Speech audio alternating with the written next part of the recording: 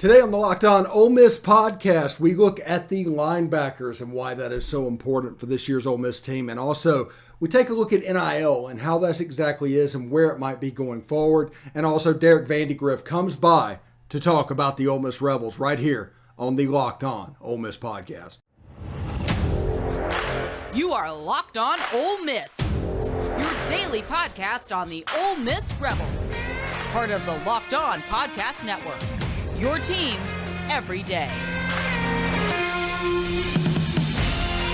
All right, welcome to the Locked On Ole Miss podcast on this Tuesday morning. That time really flies when we're doing this. We've been on YouTube since January. We're up over 80% of our goal with plenty of time to go till football season. Thank you very much for making the Locked On Ole Miss podcast your first listen every day. We are free and available on all platforms, including YouTube. So, this is what I want you to do. Subscribe to the YouTube channel. Hit the bell for notifications when we do a new YouTube video. And also hit the vote for the video itself. So, if we hit 1,000 views between now and football season, which is about 190-ish left to go, if you look at our numbers currently, we're at about 81% of that goal. We are going to do a live post-game show. Post-game live featuring an Ole Miss Rebel legend. We've got a high school coach. We're trying to find other former players that will participate. It will be a revolving door so nobody is locked in and have to do it every week. Or if like midnight, 1 o'clock, it might just be me. But we're going to do that anyway, and it's going to be a lot of fun.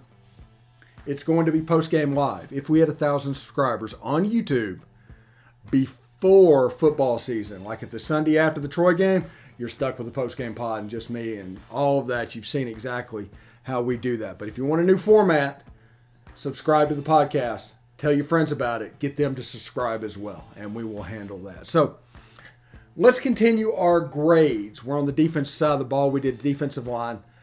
Linebackers are up next. And I'm going to give the linebackers a B. It's one of those things, again, it's nothing against them, nothing for them. We need to see. It's kind of a wait-and-see thing. Because this position will be the key to Ole Miss accomplishing the goals that it wants to accomplish.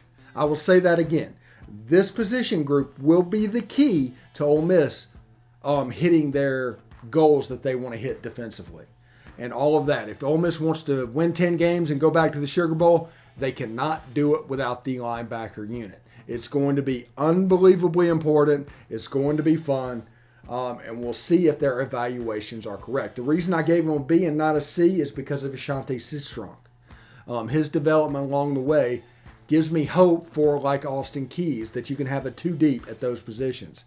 Now, Ole Miss has Troy Brown and has Khari Coleman. That's quite obvious. They got Jaron Willis coming in. They have a chance to have a solid two deep at the linebacker position going into the next season and possibly a three deep, depending on how it goes. But they need the evaluations of Troy Brown. They need the evaluation of Khari Coleman to be 100% spot on. For Ole Miss to go as far as they want to go, they need to be the strength that we think they can be. It's just as simple as that. If they do that, they have a chance to be really good. If they don't, you're looking at a 7-5, 8-4 team. And it's all because of that position group. The linebackers are unbelievably important. If you look at Ole Miss's draft classes, 2 of the 6 players that got selected from Ole Miss was linebacker Mark Robinson and linebacker Chance Campbell. Those guys at the linebacker position made the Ole Miss defense kind of go a little bit. So we'll see what Troy Brown can do. We'll see what Khari Coleman can do. We'll see what Ashanti Cistrunk can do. I think we have a chance. I think Jaron Willis could be a guy that plays early. But this is an unbelievable position. It just gets overshadowed a little bit because it's less than 20% of our defense. If you look at a 3-2-6, they're the 2. And because of that, they kind of get overshadowed by even the defensive line and definitely the linebackers. And we're going to touch on them in 2 parts. Let's see. Wednesday and Thursday, we're going to do regular DVs, the 4 positions that everybody's familiar with. And then we're going to do box safeties. And then after that, we're going to do special teams. We might talk about cruise missiles. I do not know. But I'm going to give them a B as their post-spring grade at linebacker. Troy Brown and Khari Coleman, they need to really show up. They need to be unbelievably physical. They need to do all the things that need to be done. Remember, this defense uses the offense's rules against them. For instance, when the quarterback breaks the pocket, the middle linebacker will rush because he knows the quarterback is told not to throw the ball over the middle of the field. If you do that, you have a huge wide open area, but quarterbacks have been drilled for 5, 6, 7 years not to do it. So they probably won't look that way whenever they break contain. So the linebacker rushes. That's the reason Chance Campbell had so many sacks last year. If you go back and look at the game tape and see what he does, you're like, oh my goodness, Steve, you're absolutely correct. So down below, we're going to get you involved in the comments section today.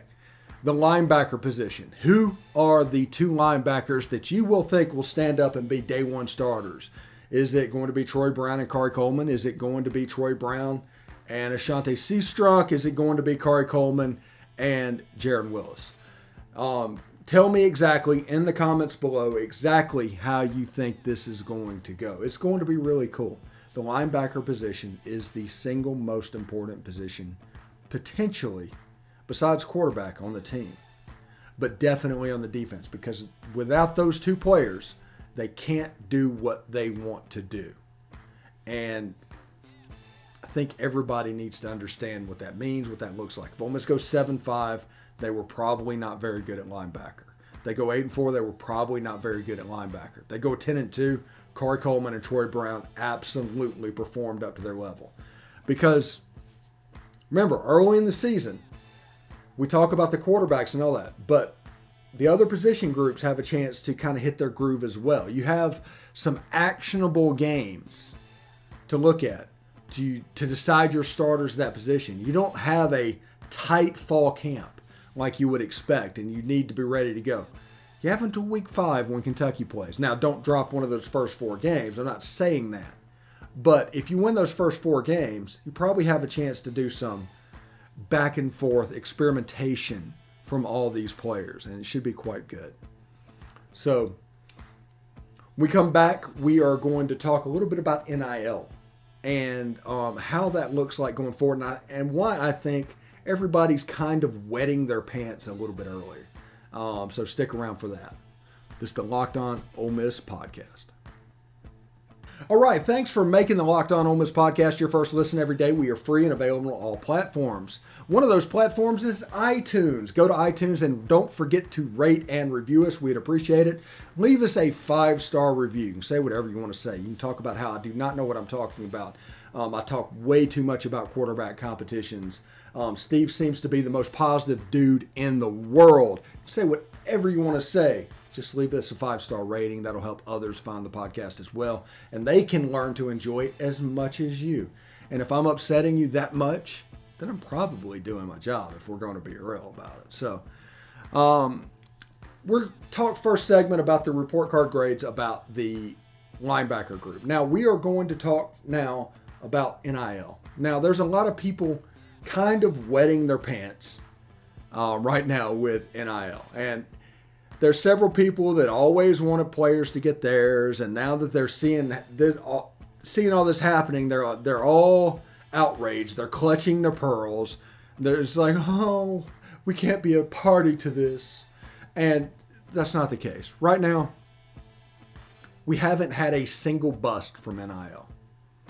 Now, let's say Texas A&M puts $30 million into a signing class and rolls out another 7-5 or 8-4 next year. Do you think the following signing class is going to get $30 million? No. It's probably going to go down to the $12-11 million range.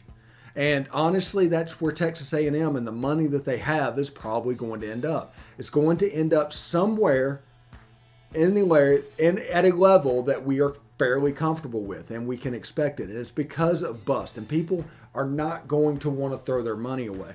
If they are, that's on them, because eventually that money is going to run out. And they didn't make all that money by just being willing to throw it away. Understand that. I think people that don't have money don't have an appreciation for what it's like to have it. And most of the people that do that are very thrifty people. You don't have money by throwing money away. That's just not the way it works. Now, they saw an avenue through NIL to basically finance Texas A&M football. They did. And I think they're rumored at $31 million. And Texas A&M signed potentially the best signing class in the history of signing classes. Now, if you take that into consideration, like I said, they roll a 75-8-4. The people that donate to those collectives and their NIL things, they're probably going to spend their money. They're going to go back to the university. It might be a situation where you donate heavy to the NIL collectives one year and you go to the university the next year. The next year you go to something else. That's just what you do with your expendable income. But the one thing that people need to understand is NIL is not new money. It comes at the expense of college programs. Like, you're not donating to the Ole Miss Loyalty Foundation, the Ole Miss Athletic Foundation, and donating to NIL. Or even if you were, neither is getting a high of donation. Because if you were donating $10,000 a year and $7,000 goes to the NIL group, I hate to break it to you, the university's only getting $3. If that. It might go for a new TV. But that's the way this works. This is not new money. Now, remember, after all these bus and everything self-corrects, and teams that have made promises to guys don't pay, it's going to reach an equilibrium. It's going to get there. Right now, everybody's drinking from the fire hose. Right now, everybody's overdoing it. They're excited about it. They want to see if they can buy their team a championship. And with you just look at sheer numbers, that's not going to be possible. But Texas A&M, Tennessee, and in some level Kentucky, they're playing the NIL game at the moment. Georgia and Alabama, they're and LSU are more the roles of traditional recruiters. Ole Miss, heavy into the transfer portal. Those are the three ways to build your roster. Ole Miss has, in 1 year, upped the roster to from about 17 4- and 5-star players to about 34. 1 year. And that's because they've hit the transfer portal. Why? Because we have to. We are not a traditional recruiter, so we can't swim in waters that LSU, Alabama, and Georgia does. We are not a wealthy school. We cannot swim in the waters that Tennessee and Texas A&M can. And once Texas comes in, they can. Oklahoma would fall into the traditional recruiter type school. But the transfer portal will be good for schools like Ole Miss that are not traditional recruiters, do not have the money, as a way to be competitive. It's why the transfer portal needed to be a thing. To recruit these guys and improve your roster, maybe when you don't get them in high school. Now, I've told you probably for a year, if you go back to the Palmcast talking about it, it's going to be important for you to finish in the top 2 in high school recruiting. Don't necessarily have to win it, just finish in the top 2. Like Zach Evans, Ole Miss was the second team behind TCU when Zach Evans signed. Ole Miss eventually got Zach Evans because of the transfer portal. Ole Miss hitting the top 2 with these great 4- and 5-star players gives them a chance to get them later on. Because, let me ask you a question. How often and how quickly do you think an 18 or 19-year-old kid is going to get frustrated, disillusioned with their current position whenever they sign with a team? I think it's fairly quickly, and as we can see, it's fairly quickly. There's a chance they could jump ship and they can transfer. Ole Miss is going to be there for that. Ole Miss is trying to market themselves as that. They're trying to find themselves as a niche. And I explained to you yesterday about how early adopters have the advantage in college football. And if this works, Ole Miss has a chance to be uber successful, while other schools that are of their tier, shall we say, plays a little bit of catch up. So it should be a lot of fun. Anyway, betonline.net is your number one source for all your betting stats and sports information. Find all the latest sports developments, league reviews, and news, including this year's basketball playoffs and the state of Major League Baseball. BetOnline is your continued source for all your sporting wagering information, from live betting to playoffs, esports, and more. Head to the website today or use your mobile device to learn more about the trends and actions. BetOnline, where the game starts. All right, thanks for making the Locked On Ole Miss podcast your first listen every day. We are free and available on all platforms. Don't forget to subscribe to our YouTube channel. Once we get to 1,000, we were going to do a post-game live post-game show with Ole Miss football, with an Ole Miss football legend. We'll have a high school coach. We're going to go in and out. We're going to have a good time. But right now, we're here with Derek Vandygriff. He is here to talk about Ole Miss baseball. I don't know if I should apologize about that, but he's going to do it anyway. How you doing, Derek? Not too bad, man. How you doing?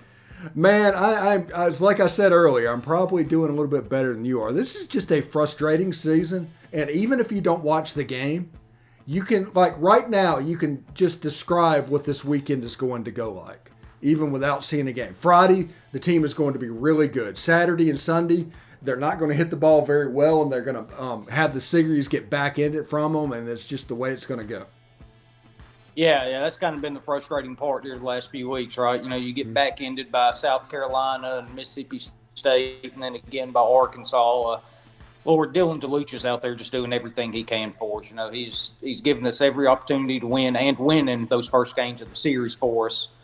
We just can't come up with those big hits on Saturdays and Sundays. You know, we're getting guys on base this past weekend, had 17 walks and a hit by pitch, and you know, we were kind of talking about it earlier. You know, you get the time run and scoring position, and Gonzo comes up and walks, and then bases loaded for Elko, and then he can't even get the job done. You know, you can't really ask for much more as far as playing out a game for the Rebels, as far as us having success, and we just can't come up with that big hit right now. The pitching actually did pretty well this weekend. You know, Hunter Elliott had a really big Saturday for us. You know, he kept us in the game. Jack Doherty actually came in and did pretty good for us up until, you know, the walk-off bomb, obviously, Saturday night. But we pitched it well. The offense is just so frustrating right now. Like, if there's anything you had to put this season on right now, it's the offense, because we all figured we would come in and, if nothing else, we were going to win games 11-10 or, you know, 12-9, something like that. And our pitching's actually been good enough to keep us in games like we talked about earlier in the year, and the offense just hasn't held up to their end of the bargain. Now, I got a theory here, and I want to get your opinion on it. Has Ole Miss drank the Kool-Aid a little bit with the 3 outcome hitter? Oh yeah, absolutely. You know, we've become more of a 2 outcome team, really. You know, because up until the past weekend, we didn't really even walk that much. It was just strikeout or home run. That's really about all we did. You know, nobody's trying to shoot the gaps, place the ball. You know, I think it was Kevin Graham either last weekend or maybe it was the state series. You saw him bunt against the shift whenever they shifted on him right there. But outside of that, you know, you just don't really see us going up there and actually trying to get base hits. Everybody's either swinging for the fences or ready to grab their bat and head back to the dugout, one of the two. Yeah, it's one of those things. The commercial from back in the 90s for the Braves, where it's like chicks dig the long ball, and I think this is they just drank the Kool-Aid on that, and they've kind of a little bit forgot how to play baseball. It's the most bizarre thing. Yeah, it really is. You know. And I can't even really put my finger on it because, you know, this is the same lineup we had last year outside of Kel Baker. And, I mean, let's be honest, he wasn't a big contributor last year. So, I mean, I just don't get it. I mean, I really don't. We've got Elko, another year with Gonzo and bench. And I know Graham got hurt, but, you know, he's back, but he hadn't quite been swinging it the way he was. Harris has improved. Alderman's improved like we thought he would. TJ McCants was just kind of the same guy. Kind of went back to the same guy he was as a freshman as soon as conference play hits, you know. It's just really frustrating to watch that offense work. Yeah, and then the other thing that I'm absolutely convinced of is Tennessee broke this team. You go in there number one. Yeah, they just absolutely broke this team because anything with team sports is confidence. If you are not confident, you're not going to do well. And after that Tennessee game, hitting the ball, this has not been a confident team. No, it's not. Quite frankly, more than anything, we're probably a very soft team. Like that's kind of one thing I saw this weekend. I kind of had that mindset going into Saturday, you know, backs against the wall. We took game 1. You know you have to have this series to keep your season alive. And make no mistake, if we would have taken this series, our path to a regional is a heck of a lot easier than it is right now, because now we have to take 3 games against Missouri in Swayze Field to even have a prayer at it. But, and then we had that opportunity. We had it tied up going into the 9th, and we couldn't get that big run in, and then we give up the walk-off, and then Sunday rolls around. It's kind of the same thing. Diamond gave us a chance to win. We know who Derek Diamond is. He's going to come out there. He's going to be good 1.5, maybe 2 times through the order, and then you get him out of there. And he still gave us a chance to win, and we still could not take advantage of all those runners on base. And like I said, back against the wall, I kind of felt like we would show up and we'd show that aggressiveness and actually get it done one time with the season on the line. And the fact they didn't, quite frankly, tells me everything I need to know about this team. Yeah, and honestly, Gonzo, and who's been a breath of fresh air on this team, but last year you saw him occasionally lace a double into the gap, a big hit now and then. Now, like I said, it's all home runs. It just seems like he's falling into the 3 outcome trap that everybody else is. And like you said, if Ole Miss doesn't get through against Missouri, it's Katie bar the door. It's essentially over at that point. Yeah. And I would not be surprised if Dylan DeLucia won game 1 and Missouri won the next 2. I mean, that's what we've seen over and over. Well, yeah, that's what you're expecting going into this weekend, right? You expect Dylan DeLucia to go out there and shove for 7-8 innings and us win a game 3-2, 4-3, something like that, and then come out and get another good outing by Hunter Elliott and our offense not be able to get enough runs across and us get back-ended for the 4th straight weekend. And, eventually your numbers just are what they say. What your numbers are what they say they are, and right now that's just where we're at right now, and it's frustrating to watch. But without 3 games against Missouri, if you told me, hey, Derek, get me to a regional, how do we do it? Well, yeah, I could lay out a path. Mathematically I can get you there, but it's not realistic enough worth talking about. You'd have to sweep either LSU or A&M, have to take 2 from the other one. And we've won, 1 series in Baton Rouge and Mike Bianco's entire tenure, and that spans 22 years right now. Longer than that, I think the time before was 82. No, it's ridiculous. No. Well, let's get off of Ole Miss and start to look at the conference as a whole. Anything surprising you in league play at this point? I think Vandy being down is a little bit of surprising. Well, yeah, but, don't nobody want to see Vandy come rolling into a regional as a 2 or 3 seed either. They've got all those arms over there. They haven't hit it particularly well, but, they got the talent and the bats up and down that lineup to really string something together if they get hot in a regional. I was really, really pulling for Auburn this weekend, and I never pull for Auburn. I've gotten so sick of Tennessee. Just the Vitello and his antics. I don't mind them. I like bringing a little bit of fire to the game and all of that, but you can't do what Tennessee does and then get mad when another team pulls a bat flip out on you, especially when you're sitting there sliding into home plate and taking your index finger and touching home plate with it. So that's getting a little bit old, but I kind of compare that to when Ole Miss had Marshall Henderson, right? People hated Marshall Henderson, but I loved him because he was on Ole Miss's team, and I loved all of his antics. But yeah, I'm a little bit tired of Tennessee at this point. Yeah, it's kind of funny that you get mad about a bat flip, and your player will throw a bat 30 feet in the air when they hit a jack or in touch with it. Yeah. It's absolutely ridiculous. But Tennessee fans honestly eat it up. Oh yeah. Well, yeah, that's kind of the whole thing. It's all performative nonsense. And I totally get it. Again, if he was the coach at Ole Miss right now, and we were as good as they are and beating the crap out of everybody the way you are right now, I'd probably buy in a little bit to it. I'm not going to lie, but just watching from a distance, it's getting pretty old pretty quick. But if they drop in the regional or they get beat in the super regional, I do not want to be a Tennessee baseball fan on Twitter. Oh man, that's all I'm going to search for like the next month. I'm going to sit there and just reading them over and over and over again, find all the message boards I can. Yeah, you're just looking at it as like, okay, Ukraine, okay, Tennessee got beat. There it is. And it's just, that's right. Yeah, it's over and over again, and just smiling at it. It's like, we're not there, but there it is. That's hilarious. Also, talk about LSU a little bit. It looks like they're kind of coming on.